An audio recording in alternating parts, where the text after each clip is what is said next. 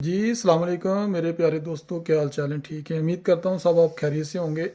तो जैसा कि आपको पता है कि मैं साउथ कोरिया में हूँ और साउथ कोरिया में सबसे जो बड़ी प्रॉब्लम है ना वो रिहाश की होती है।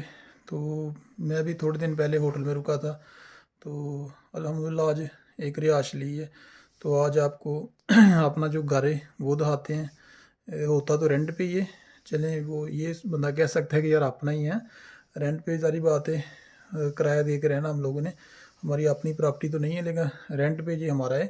तो मैं आपको दिखाता हूँ, ये देखें जी माशाल्लाह ये बेड है, आप देख रहे हैं। ये बेड है एक, और एक ये बेड है। इस तरीके से आप देखें, ये हमारा ड्रेसिंग टेबल है, ठीक है। ये हीटर है, और आगे चलते हैं जी। ये कबर्ड है जो आपको नज़र आ रही है, ये कबर्ड है। और इस तरीके से ये एक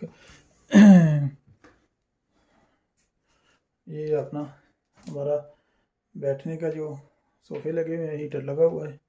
इधर भी सिर्फ एक, और बहुत खूबसूरत है जी।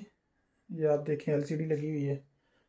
तो ये था हमारा साउथ कोरिया का छोटा सा खूबसूरत घर।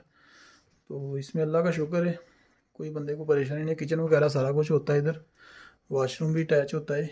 तो दो कमरे हैं, एक बेडरूम है और एक बैठने के लिए हमारा जो छोटा सा कमरा है वो है।